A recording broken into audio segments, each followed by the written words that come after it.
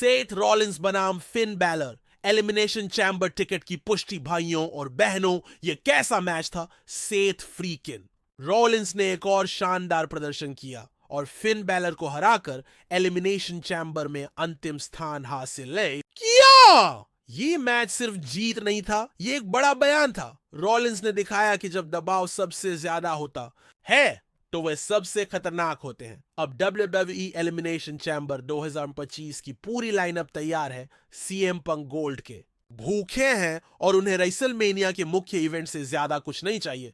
Drew McIntyre ये साबित करने के मिशन पर है कि उन्हें फिर से शीर्ष पर होना चाहिए। जॉन सीना के पास शायद एक आखिरी चमत्कार बचा है। क्या वह 17वें विश्व खिताब जीत सकते हैं? लोगन पॉल वाइल्ड कार्ड हैं, उन्हें अपने जोखिम पर कम आंखें। डेमियन प्रीस्ट के पीछे जजमेंट डे है।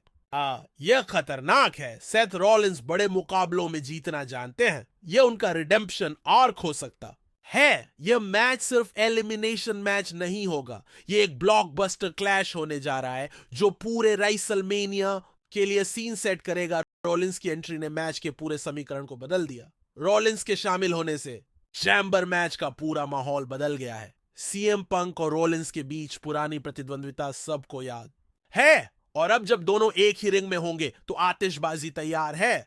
फिर डेमियन प्रीस्ट हैं जो जजमेंट डे के सबसे शक्तिशाली सदस्य हैं। क्या प्रीस्ट एलिमिनेशन चैम्बर में अपनी प्रतिद्वंद्विता को खत्म कर पाएंगे या उनका ध्यान जॉन सीना और ड्रू मैकिंटायर पर होगा? और मत भूलिए, लोगन पॉल भी चैम्बर में है। पिछले साल भी उन्होंने एलिमिनेशन चैम्बर का हिस्सा बनकर सभी को चौंका दिया था। क्या वे इस बार भी वायल मोमेंट देने जा रहे हैं? सबसे बड़ा कारक जॉन सीना है जो अपना आखिरी एलिमिनेशन चैम्बर मैच लड़ने जा रहे हैं। अगर सीना जीत रहे हैं तो रेसलमेनिया 41 में गुंथर के खिलाफ एक शानदार टाइटल मैच हो सकता है। क्या सीना अपना 17वां विश्व खिताब जीतने की कोशिश शुरू करेंगे?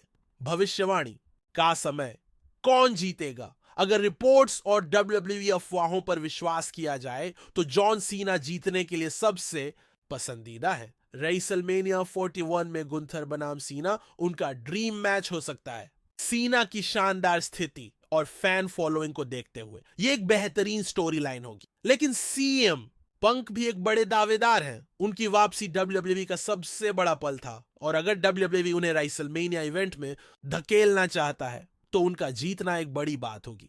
ड्रू मैकिंटायर और डेमियन प्रीस्ट भी शानदार फॉर्म में हैं। प्रीस्ट का जजमेंट डे कनेक्शन उनके पक्ष में काम कर सकता है।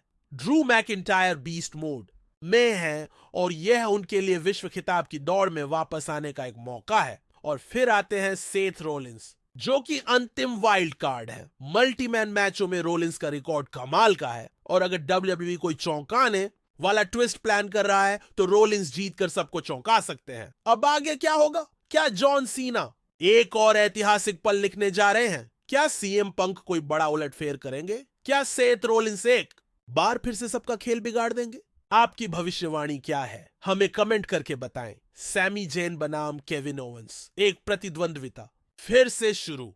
अब इस हफ्ते के रॉ एपिसोड में सैमी जेन और केविन ओवेंस के बीच एक पुरानी प्रतिद्वंद्विता शुरू हुई। यह व्यक्तिगत है, यह तीव्र है और अब यह अस्वीकृत है। सैमी जेन और केविन ओवेंस पहले भी युद्धों से गुजर चुके हैं, लेकिन यह शायद उनका अब तक का सबसे क्रूर युद्ध है। सीएम पंक से हारने के बाद ओवेंस द्वारा जेन पर हमला करने के बाद चीजें तेजी से बढ़ गईं। इस अस्वीकृत शर्त का मतलब है कि कोई नियम नहीं है, कोई प्रतिबंध नहीं है, केवल शुद्ध अराजकता। इसका मतलब है कि कुछ भी हो सकता है। WWE किसी भी चीज के लिए उत्तरदायी नहीं है।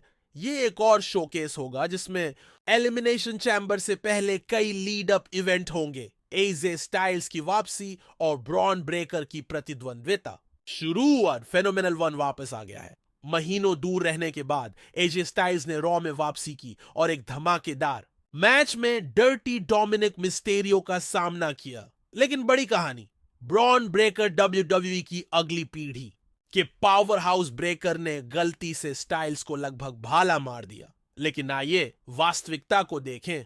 क्या यह वास्तव में एक दुर्घटना थी? इन दोनों के बीच तनाव उबल रहा है और हम एक पीढ़ीगत लड़ाई देख सकते हैं। लाइक बटन दबाएं, अपनी भविष्यवाणियों के साथ एक टिप्पणी छोड़ें और सुनिश्चित करें कि आप सभी नवीनतम जानकारी के लिए इस वीडियो को अंत तक देखें।